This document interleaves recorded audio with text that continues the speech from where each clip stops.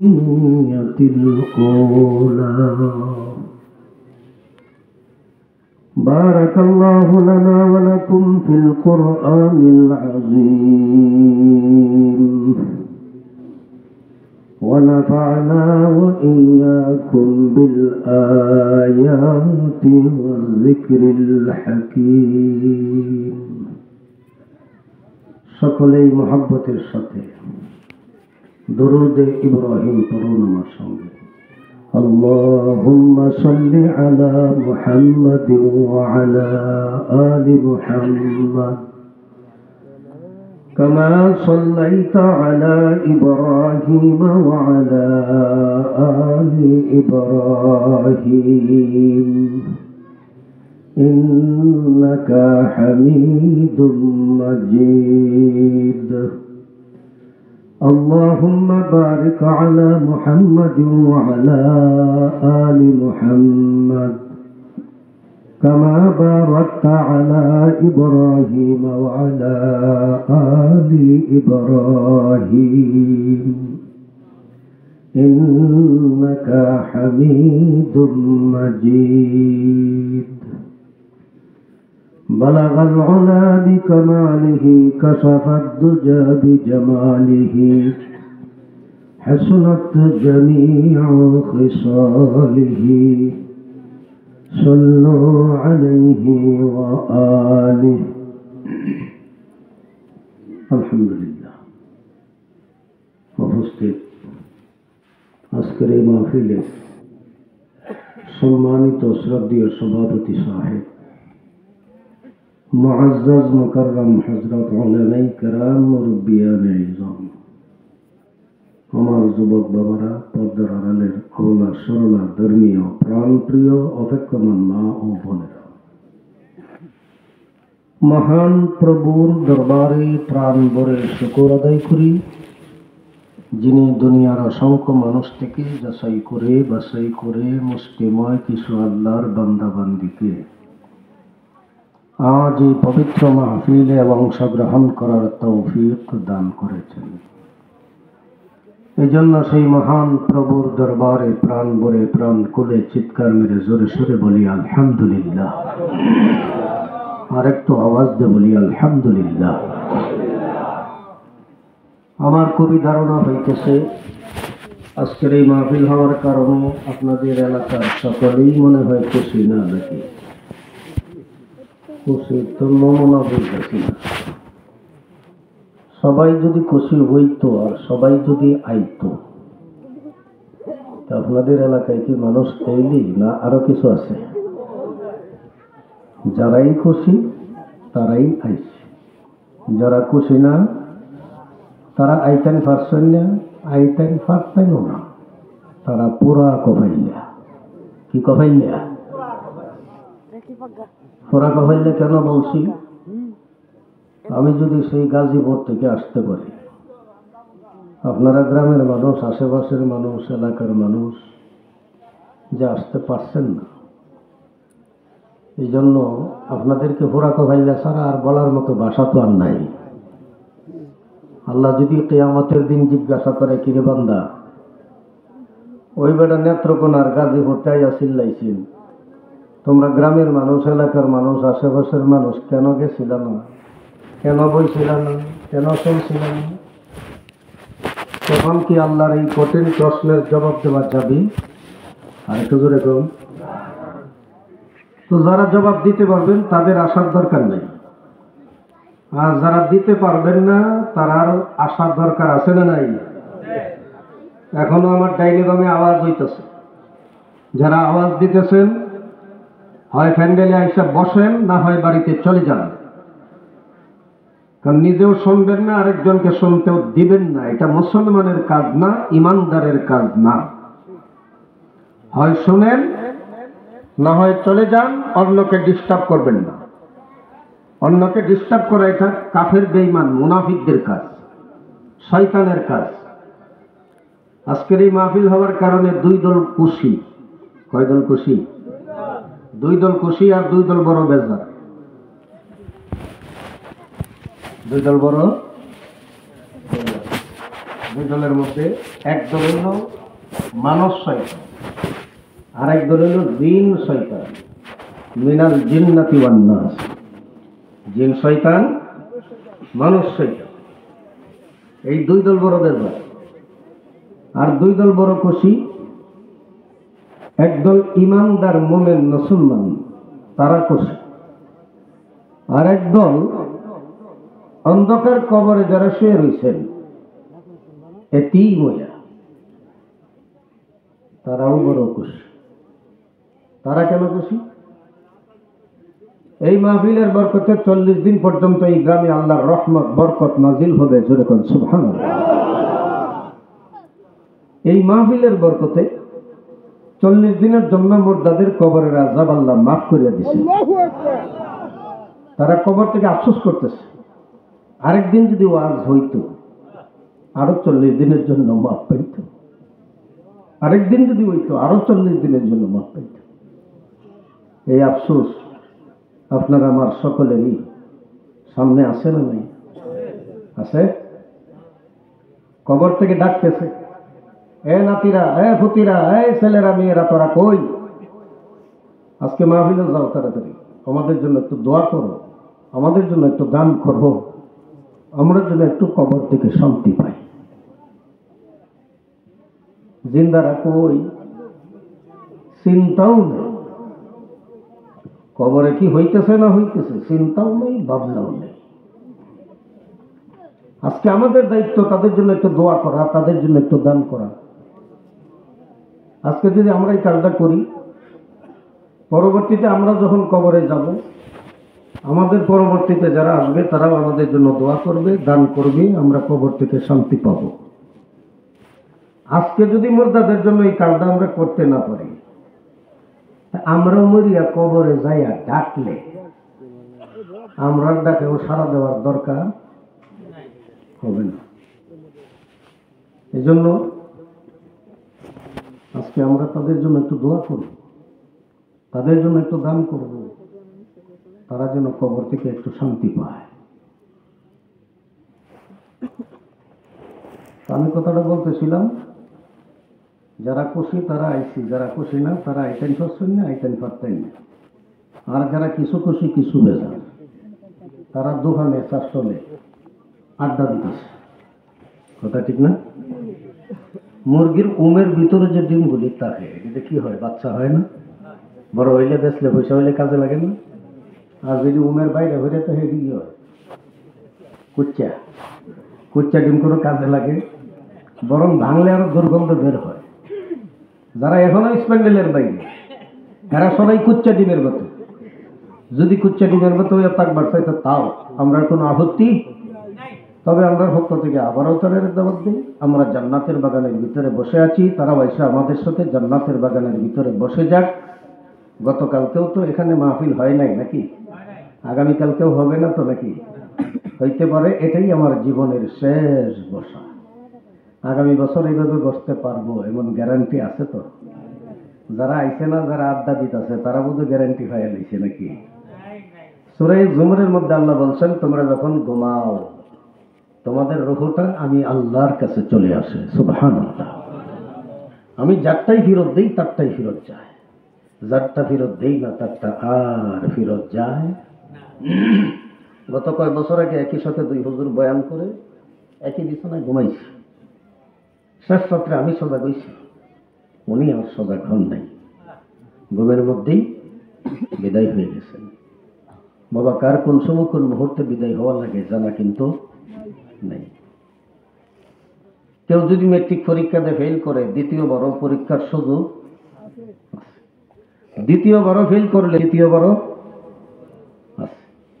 কিন্তু মৌতের পরীক্ষা, কবরের পরীক্ষা, হাসরের পরীক্ষা, এই তিন পরীক্ষায় যদি কেউ ফেল করে আর জীবনে কোনো দিন এই পরীক্ষাগুলি দেওয়ার মতো সুযোগ পাওয়া যাবে? আপনাদের থানা কি বালুকা? বালুকা থানায় যদি কেস করেন, এই কেসে যদি আপনি হারেন, আপনি ময়মনসিংহ জেলা লেভেলে কেস করতে পারবেন। জেলা লেভেলেও যদি হারেন, আপনি হাইকোর্টে কেস করতে পারবেন।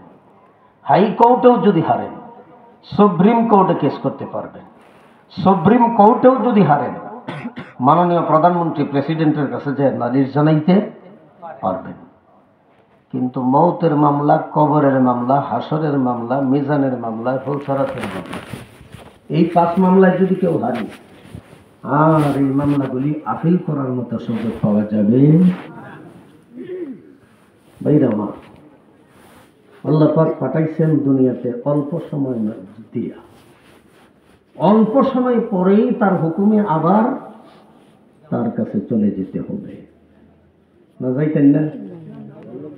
ইচ্ছাই হোক অনিচ্ছাই হোক, বুঝে ধরলেও বুঝে না ধরলেও যাইতেই হবে, না যাইয়া উপায় নাই। আপনি দুনিয়া মজবুত করে ধরে লইব রয়েছে, ছাড়তেন না বাধ্য করে। আপনি দুনিয়া ছাড়তে না চাইবে কি, দুনিয়াই তো বাচ্চা মেরে ছেড়ে দিব, একদিন ছাড়বে না।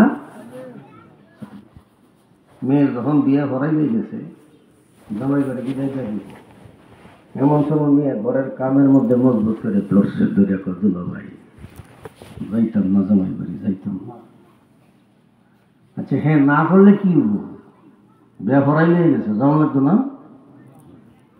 দুলাভাই কোনো মতে 8টি ফুসকাইয়া কোলে করিয়া নৌকাত না তুলছে, নদীর এই ঘরে জামাই বাড়ি, এই ঘরে বাপের বাড়ি। নৌকাত নিয়ে তুলছে, নৌকা তুলতেও জামাই বাড়ির দিকে ভিজতে বইছে, বাপের বাড়ির দিকে ফিরিয়া। নৌকার মাঝখানে যে কাঠগুলি থাকে, এটির মধ্যে মজবুত করে ধরছে, ধরে দুলাভাই যাইতাম না জামাই বাড়ি, যাইতাম না। দুলাভাই না যাবো, এত মজবুত করে ধরে বইয়াই রয়েছে। মাঝি কি মনে করেন বইয়ে রয়েছে? মাঝি তার কাম চালাইতে চালাইতে। কিছুক্ষণ পরে নৌকা যখন নদীর গাড়ে গিয়ে লাগিয়ে গেছে, দুলাভাই যদি নাই যাও তো নৌকা তেলাম নেও, নৌকা তেলাম নিয়া বোরকার মুখ আঙ্গায় দেখে জামাই বাড়ি পৌঁছে গেছে।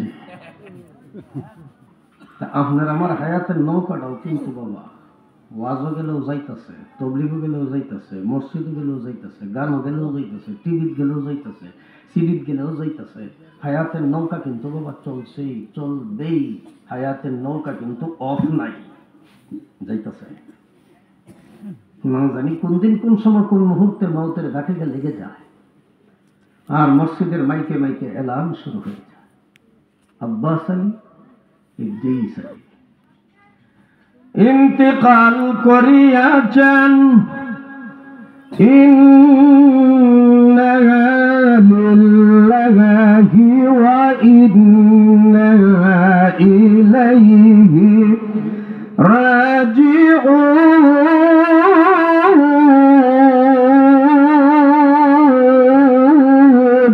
আল্লাহু আকবার। এই এলান, এই ঘোষণা প্রত্যেকের জন্যই নির্ধারিত, আছে না নাই? এই এলান থেকে বাঁচতে হলে তামাম দুনিয়ার মানুষ ঈমান মজবুত করতে হবে, আমল মজবুত করতে হবে। ঈমান যদি থাকে, আমল যদি থাকে, দুনিয়াতেও শান্তি, পরকালেও জাহান্নামের আগুন থেকে পাওয়া যাবে মুক্তি। ঈমান যদি না থাকে, আমল যদি না থাকে, দুনিয়াতেও শান্তি নাই, পরকালেও জাহান্নামের আগুন থেকে মুক্তি নাই।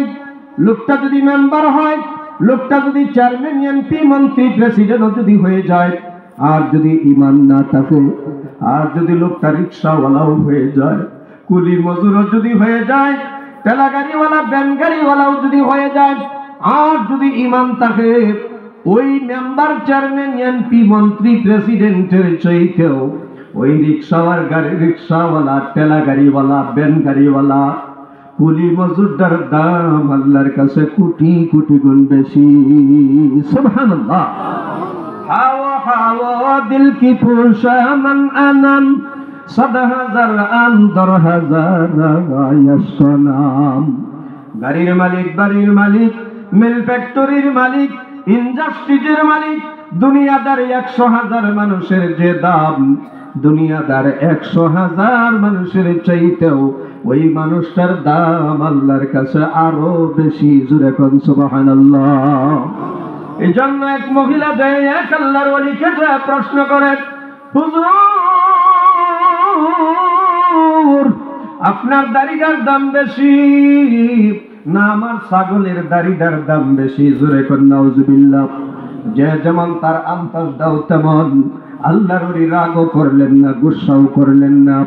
আমরা যদি কেউ জিজ্ঞাসিত, হুজুর আপনার দাড়িটার দাম বেশি না ছাগলের দাড়িটার দাম বেশি, বলতে দেরি ওই তো জুতাটি খুললে ফিডানি শুরু করতে দেরি করতাম না। কথা ঠিক না বেঠিক? আল্লাহর ওলি রাগও করলেন না, গুসাও করলেন না, ঠান্ডা মাথায় বলে দিলেন, মা তোমার প্রশ্নের জবাব আজকে দেওয়া যাবে না। একটা তারিখ দিয়ে দিলেন, ডেট দিয়ে দিলেন। তারিখ ডেটটা আগে আল্লাহর ওলি আবার দুনিয়ার থেকে বিদায় হয়ে যাবেন। মুরিদদেরকে ডাক দিয়ে বললেন, ও আমার মুরিদেরা রে, আমি যখন দুনিয়ার থেকে বিদায় হয়ে যাব, আমার লাশটা যখন কবরে নিয়ে যাও, ওই বুড়ি মহিলার বাড়ির কিনার দিয়ে নিয়ে যাও। লাশ নিয়ে যখন রওনা হয়ে যায়, মহিলায় জিজ্ঞাসা করে, কার লাশ নিয়ে যাও, কার লাশ? লোকেরা কয়, বড় আল্লাহর ওলির লাশ নিয়ে যাই। এবার মহিলা কয়, কিসের বড় আল্লাহর ওলি? হ্যাঁ, কোন দিন মরবে এটাই জানে না। আমি প্রশ্ন করেছিলাম, আমার প্রশ্নের উত্তর না দিয়ে মারা গেল, তাহলে বড় ওলি কেমনে হলো? এই তামাটের মুসলমান, কাপড়ের ভিতর থেকে আওয়াজ আসা শুরু হয়ে গেছে। আল্লাহু আকবার।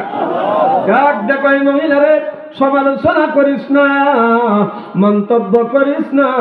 তোর ছাগলের দাড়ির চাইতে আমি ওলির দাড়ির দাম আল্লাহর কাছে কোটি কোটি গুণ বেশি। যেরকম সুবহানাল্লাহ। মহিলা কয়, হুজুর এই কথার জবাব তো দুনিয়ায় থাকতেই দিয়ে যাইতে পারতেন, কাপড়ের ভিতরে কেন দিলেন তা তো বুঝি না। আল্লাহর ওলি বললেন, মা আমার তো জানা নাই আমি কি ঈমান নিয়ে মরতে পারবো কিনা। যদি আমি ঈমান হারা হইয়া যাইতাম, আমার দাড়ির চাইতে তোমার ছাগলের দাড়ির দামই বেশি ছিল। এবার যেহেতু আমি ঈমান নিয়ে মরতে পেরেছি, এবার আমি বুঝতে পেরেছি আমার দাড়িটার দাম আল্লাহর কাছে কোটি কোটি গুণ বেশি। সুবহানাল্লাহ।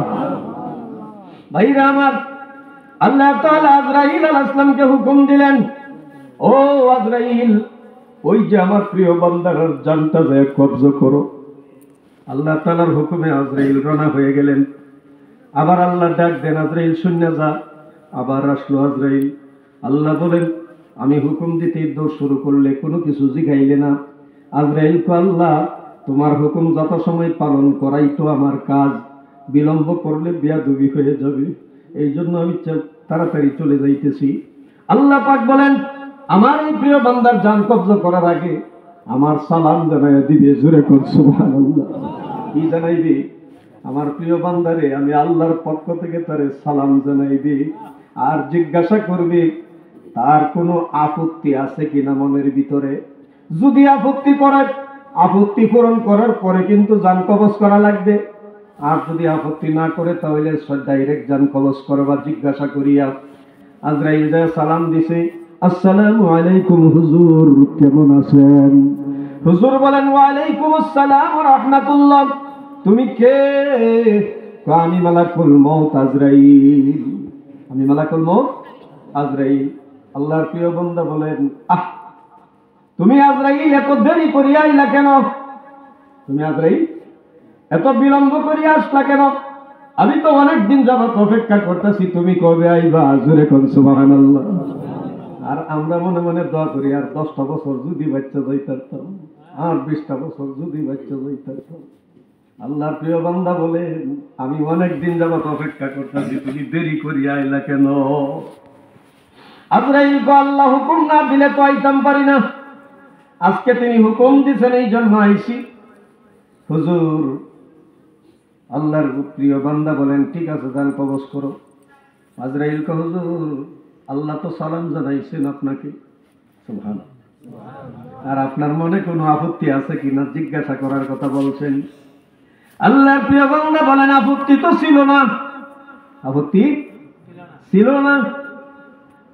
তুমি যেহেতু জিজ্ঞাসা করেছো, এখন একটা আপত্তি আমার মনের ভিতরে জেগে গেছে। সুবহানাল্লাহ। আপত্তি ছিল না, তুমি জিজ্ঞাসা করার পরে একটা আপত্তি জাগবে মনের ভিতরে। আমরা যদি আজকে গাইতো আজরাই যে আপত্তি আছে কিরম মনের জীবনে আপত্তি করা কথা। জীবনের প্রথম মন চাইছে একটা ফোনিক সাইকেল কিনছি, পরে মন চাইছে একটা 50 হোন্ডা কিনতাম, এটাও কিনছি। পরে মন চাইছে একটা 100 হোন্ডা কিনতাম, এটাও কিনছি। পরে মন চাইছে প্রাইভেট কার কিনতাম, এটাও কিনছি। তারপরে মন চাইতেছে মাইক্রো বড়টা কিনতাম, সেটাও কিনছি। অহন মন চাইতেছে উপরে যদি যায় হেডি যদি একটা কিনতাম। তো কত বড় খারাপ মন, তার আপত্তি পুরা হয়। দুনিয়াদার মানুষ যারা, এরা আপত্তি জীবনে পুরা হয়ে শেষই তো একটা পুরা হইব আরো 10টা থেকে যাবে। মাওলার পাগল যারা, তারা দুনিয়ার ফসা গান্দা খাওয়ার জন্য পাগল না, খুব তাড়াতাড়ি চলে যাওয়ার জন্য, জান্নাতের নাজ নিয়ামত খাওয়ার জন্য পাগল। সুবহানাল্লাহ। আপত্তি ছিল না, তুমি জিজ্ঞাসা করার কারণে একটা আপত্তি জেগে গেছে। সুবহানাল্লাহ।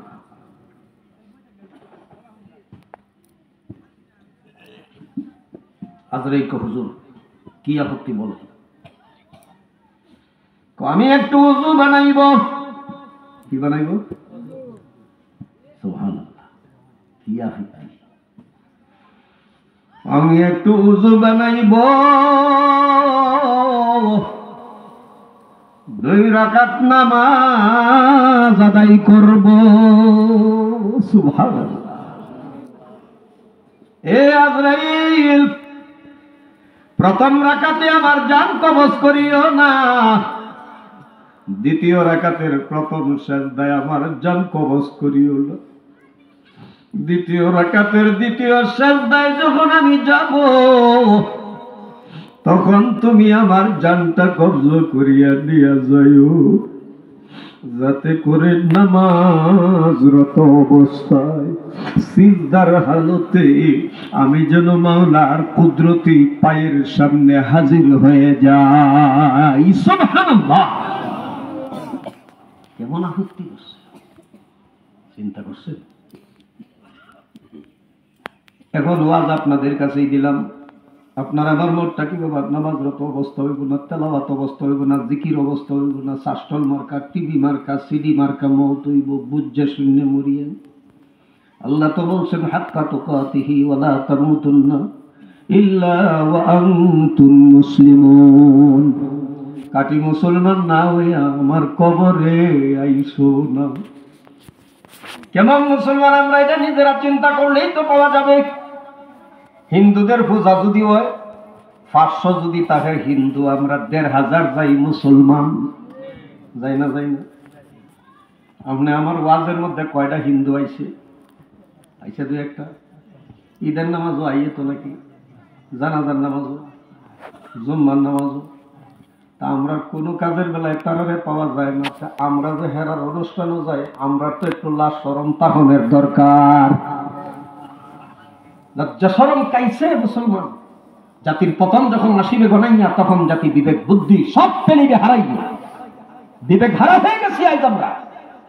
লজ্জা শরম কাইছি, এমন ভাবে খাওয়া খাইছি। উলাইকা কাল আনআমি বাল হুম আযাল উলাইকা হুমুল গাফিলুন। চতুষ্পদ জানোয়ারের চাইতেও আরো নিকৃষ্ট পর্যায়ে আমরা যাইতেছি এখন। মুসলমান, আমার আগে যে বয়ান করছে আমার ছেলে, ইমানের আলোচনা করছে, মনে আছে তো নাকি? আমি এখান থেকেই যাইতেছি সামনের দিকে, একটু লক্ষ্য করে দেখেন। আল্লাহ নবী, বিশ্ব নবী রাহমাতুল্লিল আলামিন বলছেন, আকাশের নিচে জমিনের উপরে আমার খাদিজার চাইতে বালু মহিলা পৃথিবীতে আর নাই। সুবহানাল্লাহ। এত বড় কথাটা নবীজি বললেন।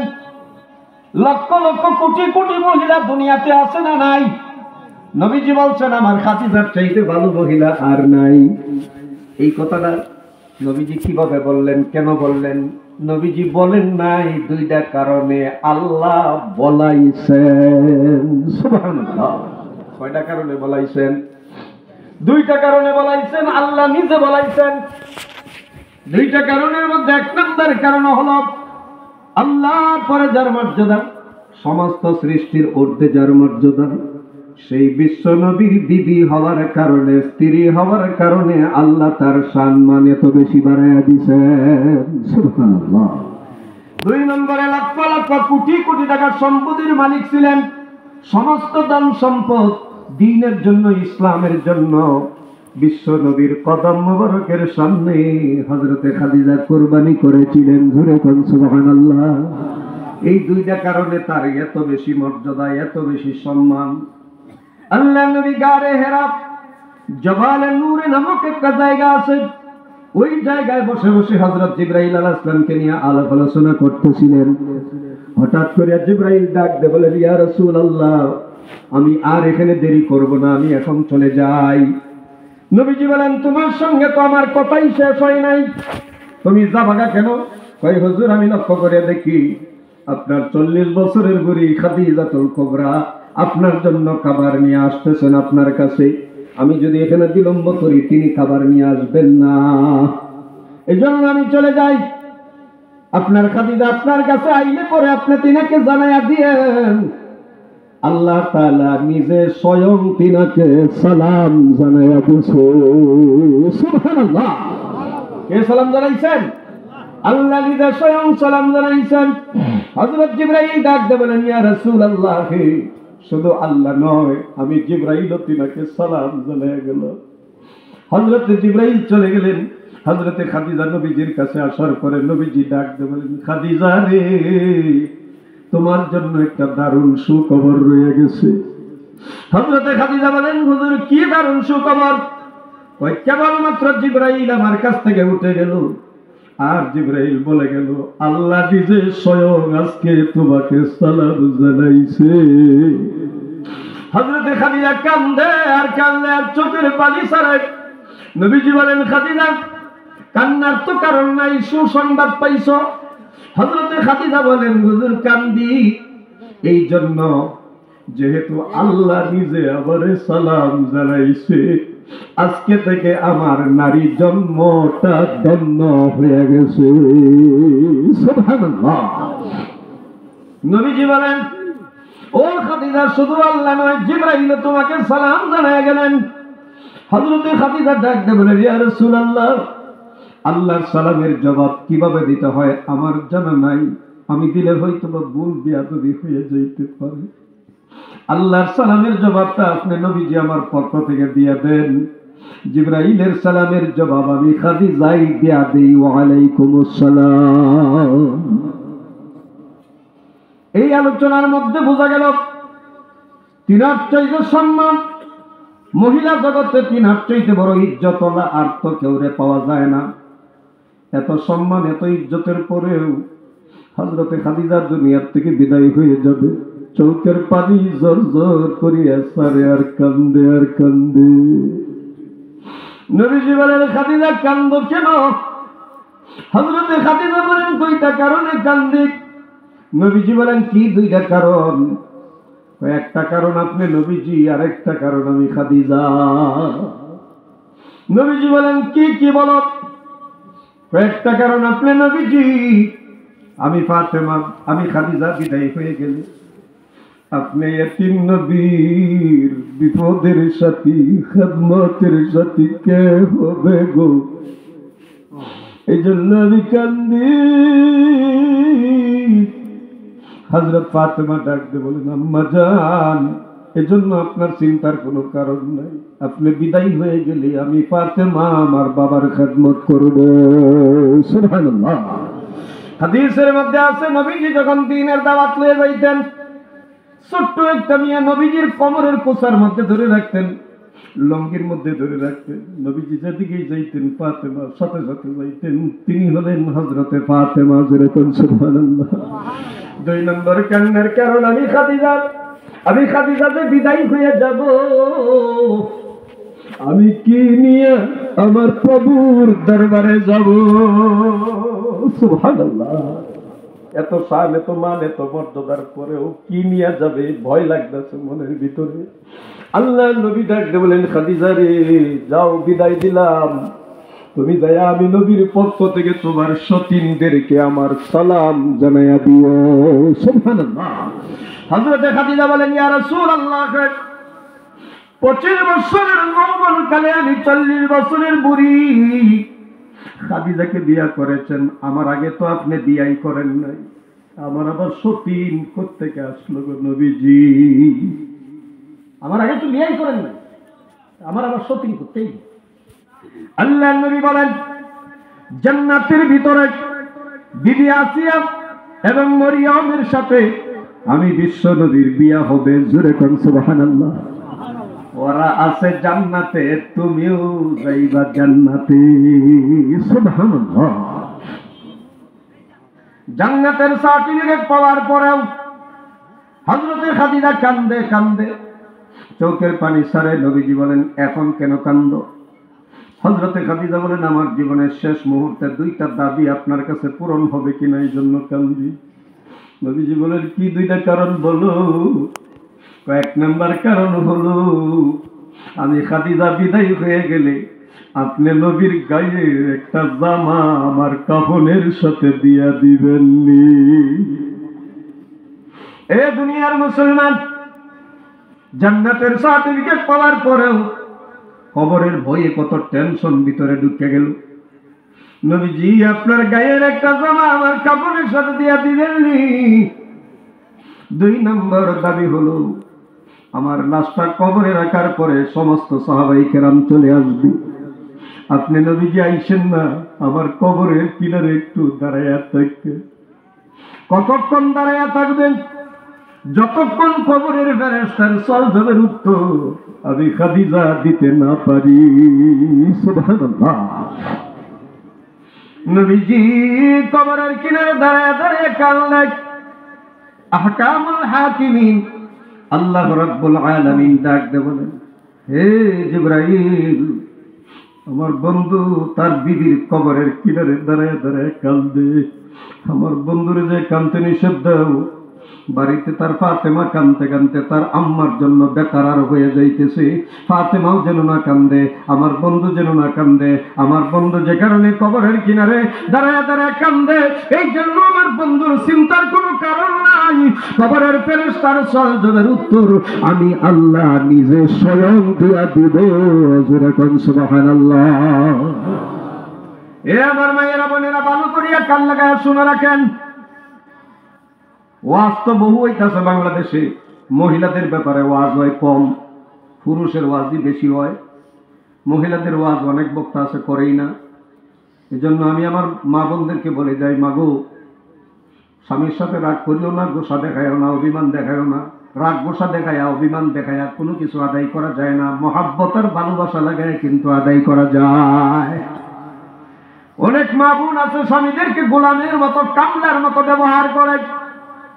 আবার অনেক পুরুষও আছে মহিলাদেরকে বান্দি বেডির মতো, কামলা বেডির মতো ব্যবহার করে। না না, একে অপরের প্রতি সম্মান দিতে হবে, মর্যাদা দিতে হবে, একে অপরের প্রতি মহাব্বতের ভালোবাসা থাকতে হবে। আপনি স্বামীর যেমন মর্যাদা আছে, স্ত্রীরও তেমন মর্যাদা আল্লাহ দিয়ে দিয়েছেন। এ মা, মনটারে একটু বুঝে নাও। হে মন, যে ঘরের দরজা দিয়া নতুন বধূ হইয়া, নতুন শাড়ি, নতুন গয়না পাতি করিয়া, আনন্দ ফুর্তি করিয়া তুমি ঢুকছো, আবার কিছুদিন পরে তো এই ঘরের দরজা দিয়াই মরা লাশ হইয়া বাইরিয়া যাইবা। কি নিয়ে যাইবা একটু চিন্তা করো না রে মা। আর ভাইদের কেউ বলে যায়, নিজেরাও মনটারে বুঝাইয়া নেন।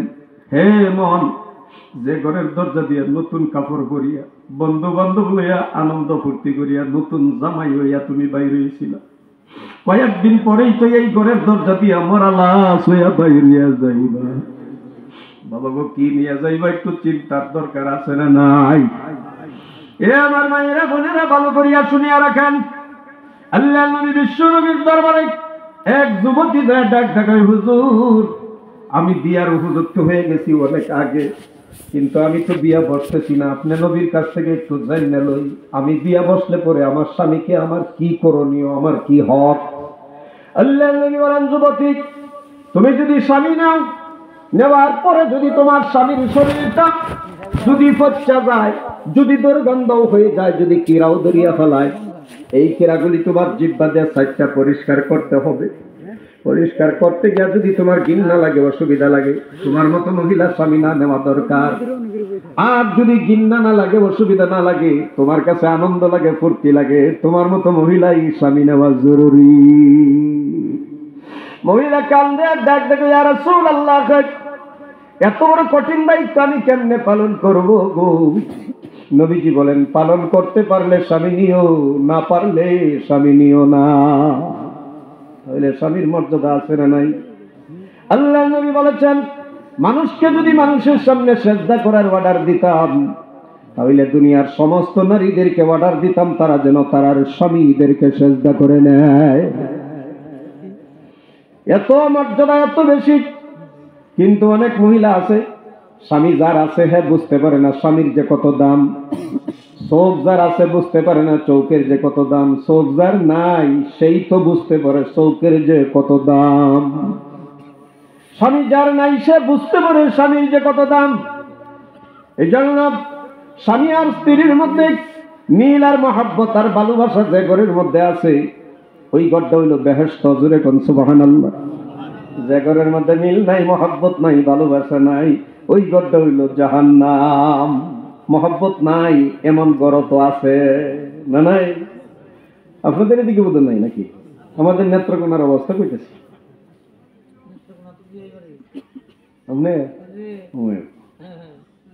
দিকে আসলে গিয়ে তো অনেক মহিলা আছে স্বামীর মর্যাদা দেয় না, স্বামীকে ইজ্জত দেয় না, স্বামীকে সম্মান করে না। মাগো জেনে রাখো, স্বামী যদি তোমার প্রতি খুশি থাকে তুমি জান্নাতি। জোরে কান সুবহানাল্লাহ। স্বামী যদি বেজার হয়ে যায়, কপাল খারাপ, জাহান্নাম ছাড়া উপায় নাই। আল্লাহ নবীর ঘরে ধন দৌলত ছিল না, টাকা পয়সা ছিল না, জাজিমের বিছানা, কাঠ পালং, ল্যাপ তোষক, ড্রেসিং টেবিল, ড্রেসিং চেয়ার, রঙিন টেলিভিশন, সিডি টিভি কিচ্ছু ছিল না। এগুলি করতে আইব। হযরতে মা আয়েশা বলেন, একটু শুকনা রুটি খায়া, এক গ্লাস পানি খায়া মাসের পর মাস চলে গেছে, চুলায় ঝাল নাই, পেটে কানা না, পরনে কাপড় নাই। একটু শুকনো খেজুর খায়া, এক গ্লাস পানি খায়া মাসের পর মাস চলে গেছে, চুলায় জাল নাই, পেটে কানা নাই, পরনে কাপড় নাই। তারপরে স্বামী স্ত্রীর মহাব্বত আর ভালোবাসার অভাব নাই। আমরা তো যা দরকার সব দেই, তারপরেও দেখা যায় মহাব্বত আর ভালোবাসা পাওয়া যায়। ও আমার মায়েরা বোনেরা, ভালো করিয়া শুনিয়া রাখো, আল্লাহ নবীর ঘরে দ্বন্দ্ব ছিল না, কিন্তু মহাব্বত দিয়া ভরা ছিল। নবীজি একদিন ডাকতে বলেন, আয়েশা রে, লও দুইজনে মিললে একটু দৌড় খেলাই। ওই তো দূরে একটা লক্ষ্য বস্তু দেখা যায়, কে কার আগে যাইতে পারি, চলো। দুইজনে মিললে দৌড় দিলেন। দৌড় খেলা কিন্তু নবীজির শখ লাগে নাই, দুইজনের মধ্যে একটু আনন্দ ফুর্তি লাগানি, এটা হইল নবীর উদ্দেশ্য। দুইজনে মিললে দৌড় দিলেন। নবীজি ইচ্ছা করে ডিল মারি একটু পাশে ঘুরে গেছেন, মা আয়েশারে আগে যাইতে দিছে। হযরতে মা আয়েশা আগে লক্ষ্য বস্তুর কাছে যায়, পিছনের দিকে ফিরিয়ে ডাকতে বলেন, নবীজি গো, আমি কিন্তু আপনাকে দৌড়াইয়া বাগাইয়া দিছি, আপনি কিন্তু আমার সাথে পারেন নাই। নবীজি মুসকি মুসকি হাসেন আর বলেন, কেমন বাগানি বাগাইছো এটা তো আমি জানি, আসলে বাগাইতে পারছে নাকি? আল্লাহর আকাশের নিচে জমিনের উপরে এমন কোন বীর পুরুষ আল্লাহ বানাইছে না আমার নবীকে বাগাইয়া দিবে। জোরে কোন সুবহানাল্লাহ। পবিত্র কোরআন শরীফের পরে সবচেয়ে বড় কিতাব হলো বুখারী শরীফ। বুখারী শরীফের হাদিসের মধ্যে আছে, আল্লাহর নবী বিশ্ব নবী রাহমাতুল লিল আলামিনের শরীরে আল্লাহ তাআলা 4000 পুরুষের শক্তি দান করেছিলেন। জোরে কোন সুবহানাল্লাহ।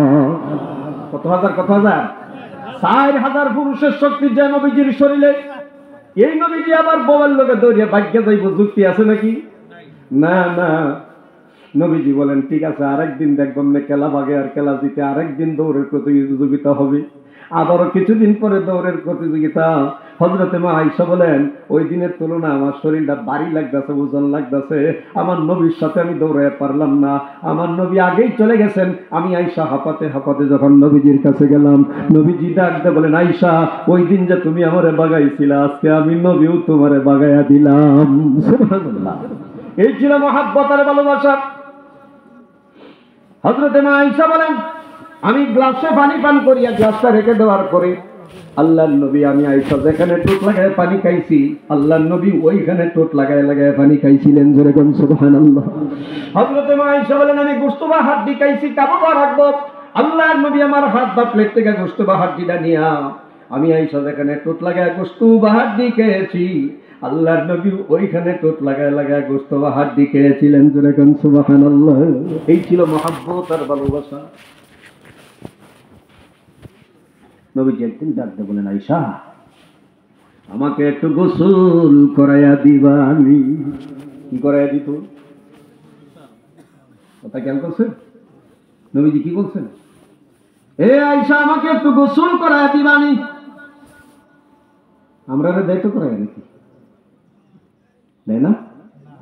আহা মাঝে মাঝে যদি কম যায় দেও একটু শরীরটা মোটর দিয়া কয় কি পাত্রা হয়েছে লুলা হয়েছে নাকি ও হনি গোসল করাইলে লাগবো মরিয়া লোক মরলে বলে আহিরি গোসল করাইব থাকতে না।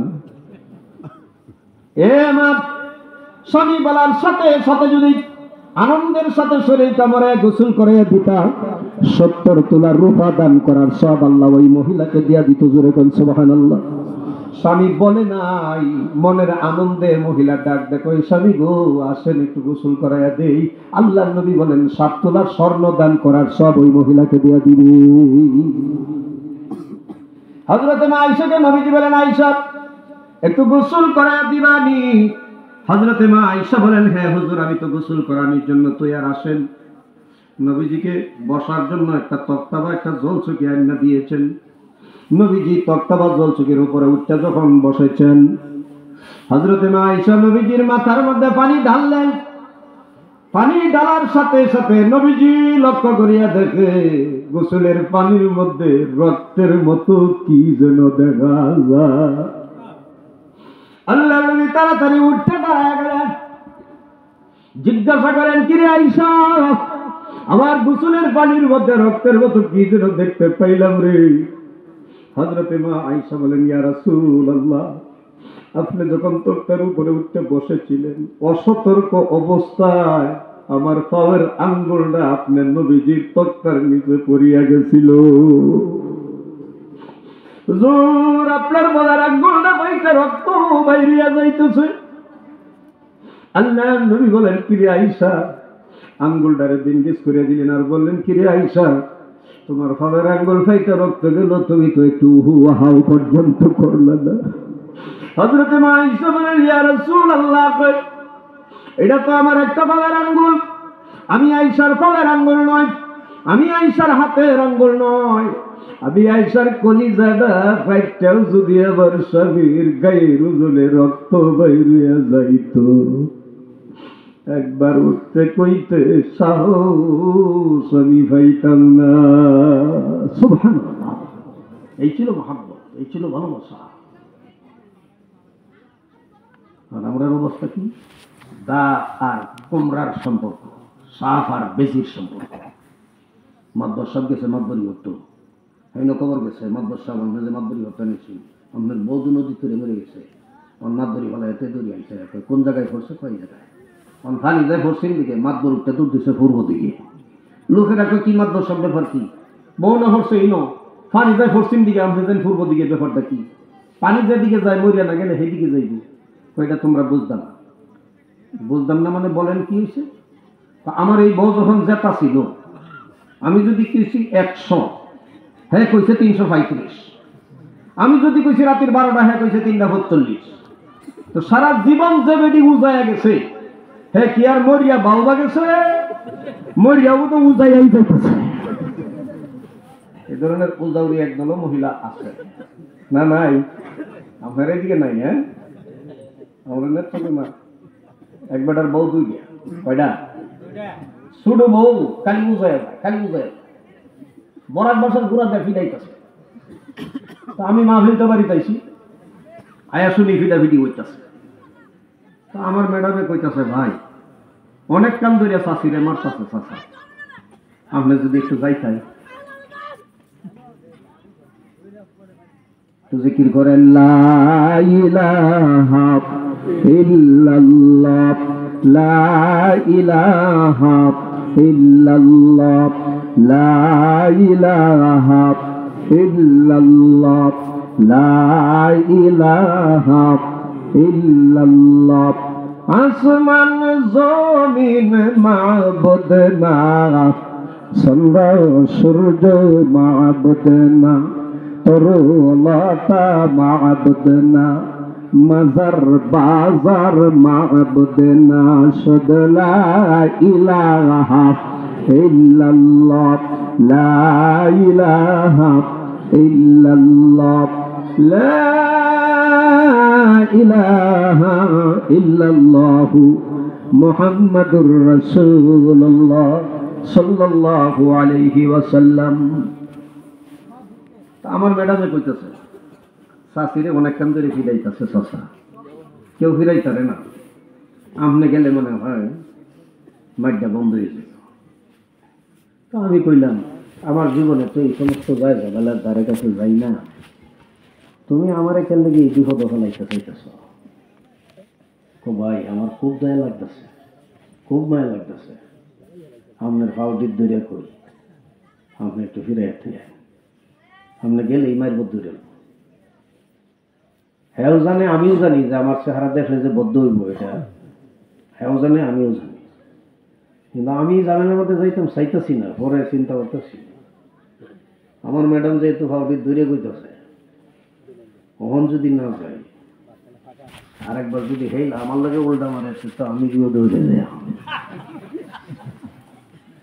মাঝে মাঝে বউর কথা কিছু মানন লাগে, না মানলে বিপদ হয়। কখনো পরে গেছি দূরাতে আমার দেখিয়া মহিলা কয় কি, ও বাবা তোর ফাউডির দৌড়ে কই তুই ফিরাইস না বাবা। চিন্তা করছি, মহিলা কয় বাবা তোর ফাউডির দৌড়ে কই তুই ফিরাইস না, দেখি গোলামের ভূতে মারতারে কত। চিন্তা করবেন কি বুঝা ওরা জাত, এটা বড় এক বছর গুড়া দেখিটা খাইতেছে, তারপরে আমারে আরো উল্টা খাও ধরিয়া কয় ফিরাইস না বাবা, দেখি গোলামের ভূতে মারতারে কত। এমন একটা বুঝা ওরা জাত এটা। আবার যত গরম তত নরম, যত সরা তত পরাও। এটা দাদা কইতো যে যত গরম তত নরম, যত সরা তত সরা। তো নারীদের মধ্যে একজাত আছে এরকম। আর পৃথিবীর ইতিহাসের শুরু থেকেই আল্লাহ তাআলা হযরত আদম আলাইহিস সালামকে সৃষ্টি করার পরে হযরতে মা হাওয়া আলাইহিস সালামকে যখন সৃষ্টি করছেন, আদম আলাইহিস সালামের এই বাঁকা অংশ থেকে হযরতে মা হাওয়া আলাইহিস সালামকে সৃষ্টি করছেন। এই জন্য তারা রোগ একটা তেরা, এটা সোজা হরণ দিত না। এটা যদি সোজা হরতেন চাই, একটা ওষুধই আছে, যেটা হইল মাথা হাতানি, ফিড হাতানি, ফার্ম পট্টি মারণ, এছাড়া আর বিকল্প কোনো রাস্তা। এটা সোজা হরতে চাইলে আরো তেরা হয়। এটা এমন একটা বড় বড় আল্লাহওয়ালাদের ওই রকম নদীর ইতিহাস আছে। এক বড় বুজুর্গ কইতাম, একটা ঘটনা কইতাম, একটা বড় বুজুর্গ, হাজার হাজার মানুষ তার মুড়ি, হাজার হাজার মানুষ আল্লাহর ওলির কথায় উঠে বয় চলে ফিরে খায়। বউ এমন আর ভিড় মারে, বউ ওই যে এটার মতো তেরা আর কি, বুঝছেন না? দুই লোক আইছে মুড়ি দিত, হুজুর সাহেব দেখে চেহারা খুব বিশ্রী মলিন দেখা যায়, মনে হয় কয়েকদিন ধরে খানা খায় না লোকটি। তো হুজুর বললো ঠিক আছে বসেন, আমি দেখি কিছু খাবারের ব্যবস্থা আগে করা যায় কিনা। বাড়ির গিয়ে বউ ডাকতেছে, কেউ বউ কি হয়েছে, কিছু খাবার দাবার আছে গো। কে খাবার দাবার? মেহমান হয়েছে। তার মেহমান লে হ্যাঁ বই টাকা মারা তো মেহমান টেমান নাই, বুঝলেন না? হুজুর কো এই আসতে কো, তুমি তো আমার মান সম্মান সব শেষ করে দিবা চিল্লাইয়া। ও হের আসতে লে হি বই টাকা মারা তো আস্তে মাস্তের দরকার নাই। চিন্তা করবেন কি তেরা তেরা। দুইলে রান দোতে পাক করো, মেহমান হয়েছি। করি নাই রান তারতাম না, করি নাই আল্লাহর ওলি গেছে করি কাটতে চল না, করি কাটতে কাটতে কাটতে কাটতে এত করি কাটছে, আনবো কেমনে এটা লই বিরাট টেনশন হয়ে গেছে। ফলে এত এলেও তো মানুষ জানি লাগা কষ্টটা বিফল, যেই টেনশনও হচ্ছে করি আনবো কেমনে। বিশাল বড় এক বাঘ আয়ার সামনে হাজির হয়ে গেছে, জোরে করে সুবহানাল্লাহ। বাঘ দেখে হুজুর ভয় পাইতেছে, বাঘ দেখলে তো ভয় লাগে, লাগে না? আল্লাহর ওলি ভয় পাওয়ার পরে বাঘের জবান খুললে গেছে, জুড়ে কোন সুবহানাল্লাহ। বাঘে কইতেছে, হুজুর আপনি যে করিলে বিপদ করছো, আল্লাহ আমারে ফাটাইছে, আমার ভিডিও তুললে দিতাই, আপনার করিটি বাড়ি ফোন তো যাইতাম, জুড়ে কোন সুবহানাল্লাহ। কি বুজুর্গ এলা চিন্তা করে কোন বাঘের ভিডিও করি তুলছে, বাঘই বাজায়, সেই বাজায়, বাসের লোকে গসা মারে, গাছের লোকে গসা মারে, নিতারতেছে না, কষ্ট হইতেছে, পালাই দিলে বিয়া দিবি হইব, গাছের লোকে বাসের লোকে বাচ্চা ফুরে গেলে তো তার দোষ নাই। আল্লাহ রলি করতে একটা লাঠি লুড়ি তো কোনো মতো বাইরে দিলে বাড়ি ফোন তো লয়ে যাই তোমরা। যেই লাঠির কল্পনা করছে এমনি বিশাল এক সাপ সামনে হাজির, জোরে কর সুবহানাল্লাহ। আল্লাহ রলি সাপ দেখে বই হয়ে গেছে, সাপের জবান খুলে গেছে, ডাক ডাক ওলি আপনি না লাঠি তুলতেছেন, আল্লাহ আমারে ফাটাইছে, বিসমিল্লাহ আমার মাথা ধরেন, ধরার সাথে সাথে আমি লাঠি নিয়ে যাই, জোরে কর সুবহানাল্লাহ। বাঘের ভিডিও করি, সাপ তো লাঠি বাড়ির দিকে রওনা। এদিকে ফুরান দুই মুড়ি দিয়েছে, বাড়ির বাইরে ডাকতেছে, হুজুর বাড়ির। হুজুরের যে হুজুর নি, এইটা কাপড়টা ভাষা গুঞ্জাতে বাইরে কের হুজুর অফিস সাপ ফির করতে আইছে না, ওই বাড়িওয়ালা ওইটা আবার ফির হয়েছেন কোন দিন, শয়তানটা দেখা করলে তৈরি কাটতেছে। মুরিদরা কয় সব বলা কি পাগলি নাকি? আচ্ছা হুজুরের আগে আনি গে দেখি গে, যদি হুজুরের দিকে দেখি, যদি হুজুরের নির্দিষ্ট কেউ হয় তা তো মাফি করন লাগবে, আর যদি অন্য কেউ থাকে এরে আর দুই নেত বাদ পেতাম না। যাইতেছে হুরান মুরিদ হুজুরের আগে আন, অনেক দূর থেকে লক্ষ্য করে দেখে বাঘের ভিডিও করি, সাফাতুল লাডি। মুরিদ দেখো সভ্য না, যে বেটার কথায় বাঘে করিয়ে নেবে সাফাতুল লাডি, এইলা যে বলি এর বিচ্ছে কোনো সন্দেহ জেলা কইছে এইলারে শয়তান, হেইডাই বুঝো আসল শয়তান। তারপরে মনে গুঞ্জা কি যা ব্যবহারটা কি করছে, সালাম দিয়া মুসাফা করিয়া জিজ্ঞাসা, হুজুর আমাদের বাড়ি কোনো পাগল মহিলা আছে? কেরে হুজুর আমরা জিজ্ঞাসি, হুজুর বাড়ি কের হুজুর? কইছি ফির সব কয় ফির খেলা, কইছি বাড়িওয়ালা কয় এটা আবার ফির হয়েছেন কোন দিন, শয়তানটা জঙ্গলাত করি করতেছে। হুজুর এই ব্যবহারটা খেলা করছে একটু কয়, হা চিনছ না? না হুজুর চিনছি না। এইলাই আমরা করে হেইলা, এইটা আমরা করে হুজুর আপনি এত বড় ওলি, এত বড় বুজুর্গ, এমন একটা খারাপ মহিলা নিয়ে আপনি ঘর সংসার করেন? আল্লাহর ওলি বলেন এই তো বুঝো নাই, বুঝো নাই। কই হুজুর বুঝার জন্যই তো আপনার পিছে ঘুরি, কি ঘটনা বুঝাইয়া দেন। আল্লাহর ওলি বলেন আল্লাহ পাক হয়তো এই খারাপ তারে আমার গরদে আমাকে পরীক্ষা করতেছে, আমি কেমন বলি, কেমন ধৈর্য ধরতে পারি। যদি আল্লাহর পরীক্ষার মধ্যে ফেল করিয়া ফেলাই, ওলির দপ্তর থেকে হয়তো আল্লাহ নাম কাইটা দিতে পারে। 2 নাম্বার, আল্লাহর কাছে ঘৃণার কাম হইল তালাক, আল্লাহর ঘৃণার কামটা আমি করি না। 3 নাম্বার, আমি যদি তারে তালাক দেই, আরেক বেটার কাছে বিয়া বই আরেকটা বেটারে কষ্ট দিব, জেনে শুনে আরেকজন মুসলমান ভাইকে কষ্ট দেওয়া জায়েজ নাই। কষ্ট দিতে হয়েছে আমারই দেও। আবার আমি যদি তালাক দিই আরেক বেটার কাছে বিয়া বয়, হেইলা যদি হুজুর না হইয়া বেজাল্লা লোক হয়ে যায়, যে বলা দেরিয়াম টেরিয়াম করবো, বলা বাইরে 8 ডিডি বাইঙ্গা বসি করিয়া ফেলাইব। 8 ডিডি আমার আছে, আমার তা 8 বাইঙ্গা দরকার নাই। এরপরে কারণ হইল স্ত্রীর জ্বালা যন্ত্রণা অত্যাচার যে স্বামী সহ্য করবে, ওই স্বামী আল্লাহর তৈরি জান্নাতের ভিতরে চলে যাবে। মুরিদটা যুক্তি হয়ে আছে তো? উত্তর হয়ে গেছে। এখন বাঘের ভিডিও করি, সাফাতুল্লাহ ডি ঘরের দরজা বানাইয়া হাজির হয়ে গেছে। বউ ঘর থেকে দৃশ্য দেখিয়া দৌড়াইয়া আয়া ফাওয়ার মধ্যে পড়ে গেছে। ও প্রাণীর স্বামী, এতদিন আমি ভুল বুঝছিলাম, আপনাকে আমি চিনতে পারি নাই, বুঝতে পারি নাই। আজকে আমি বুঝতে পেরেছি, যার কথায় সাফাতুল্লাহ ডি হয় বাগে করি একনাদে বাড়ি পর্যন্ত, এই লাজে বলি এর ভিতরে কোনো সন্দেহ নাই। ও স্বামী আমার, জীবনে যা করেছি, অন্যায় করেছি, অপরাধ করেছি, মেহেরবানি করে আমাকে ক্ষমা করে দেন, আর জীবনে বেয়াদবি করব। ভালো হয়েছে না? আমরাও ব্যবহারটা একটু ভালো করবো, আমরাও ব্যবহারটা খুব একটা সুবিধা না, বুঝলেন না? বাজার তের বন্ধ টায়ার ডাকে, হয় গেছ কই? কারে ডাক দিয়েছেন আপনি? কামলা বেটি রে সুন্দর করে ডাক দেবেন একটু ভালো করিয়া। হ্যাঁ, তো ভালো করে ডাক্তার আশাই করে। হ্যাঁ, মা বাপ হিষ্টি খুশি আত্মীয় স্বজন সবকিছু সেরে আপনার স্বামীর অধীনস্থ হয়ে আইছে, একটু দিলেন তেরেম করলে আপনার লিগেই করবো, আর একটু আদর মহব্বত করলে তো আপনিই করবেন, আরেক বেটা করতে পারবো। একটু আদর করেন যে, একটু মহব্বত করেন যে, একটু ভালোবাসুন যে, বাজার একলা একলা খাই না যে, কিছু আনন্দ যে হওয়া হয়ে যায়, কিছু দিলে কিছু পাওয়া যায়, বুঝলেন না? কিছু দিলে কিছু পাওয়া যায়। আমি একদিন বয়ান করিয়া রাত্রে টেহা তৈছি পকেট 22,500, সকালে হজা করে দেখি 21,500, 1,000 নাই। কেউ পকেটও টেহা কম কম লাগতেছে, হি হি হি হি হি কি হি হি কোনটা দেখো, মানে হিহি দিয়া বুঝাইতেছে টাকা আমি এনেছি, হিহি দিয়া বুঝাইতেছে আমার রাগ দাতা মানির জন্য, হিহি দিয়া আমার সাথে মহাব্বত আর ভালোবাসা লাগাইতে চাইতেছে। টাকা তো হে নিছে আমি জানি, ছেলে মেয়ে বড় হইলে অনেক সময় ছেলে মেয়ে বাবার কাছে টাকা চায় না, মার কাছে ঠিকই চায়, মার তো দেওয়াই লাগে, এই জন্য দিব তো ছেলে মেয়েরা রে, আমি তো বুঝছি টাকা হেই নিছে, তারপরে আমি আরেকটু চেষ্টা গেছি আরেকটা হিহি দেওয়ার জন্য।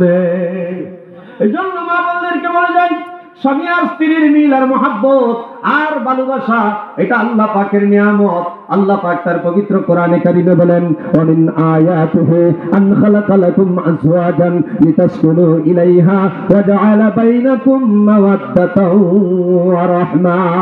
আল্লাহ পাক বলেন, স্বামী আর স্ত্রীর মধ্যে প্রথম আর মিল মহাব্বত আর ভালোবাসা যে তৈরি হয়, এটা প্রেম কেন্দ্রিক মহাব্বত আর ভালোবাসা, একটা উদ্দেশ্য সামনে নিয়ে ভালোবাসা।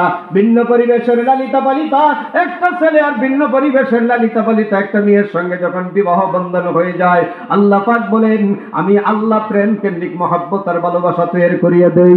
এরপরে স্বামী যখন বুড়া হয়ে যায়, স্ত্রী যখন বুড়ি হয়ে যায়, আল্লাহ পাক বলেন প্রথম জীবনের মহাব্বত আর ভালোবাসা থাকে না, আল্লাহ বলেন মাওয়াদ্দাতাও ওয়া রাহমা, আমি আল্লাহ রহমতের মহাব্বত আর ভালোবাসা তৈরি করে দেই, প্রথম জীবনের চাইতে বুড়া বয়স আরো গভীর করিয়া দেই।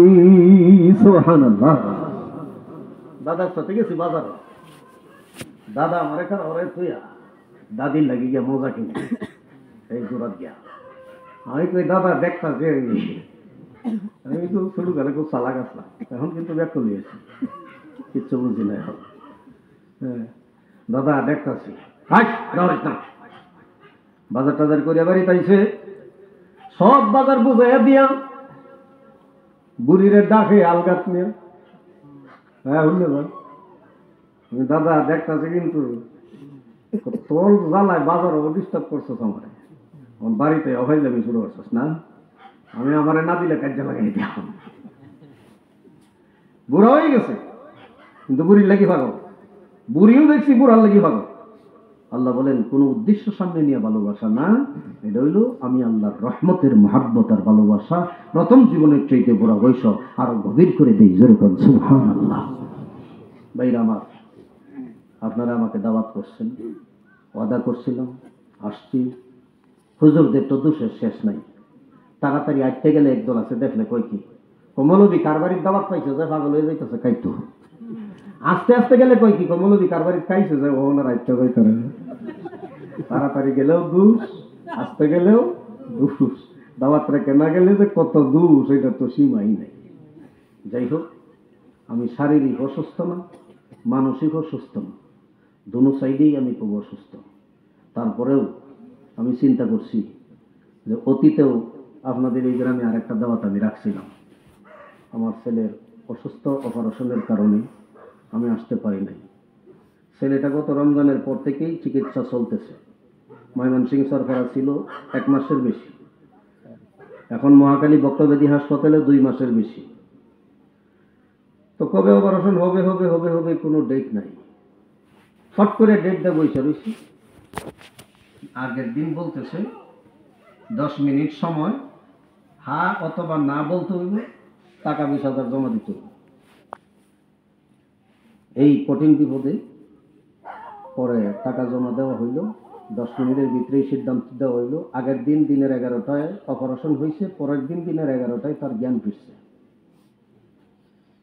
ছেলেটার বয়স 16 বছর, মাদ্রাসায় যাইতে পারতেছে না গত রমজানের পর থেকে।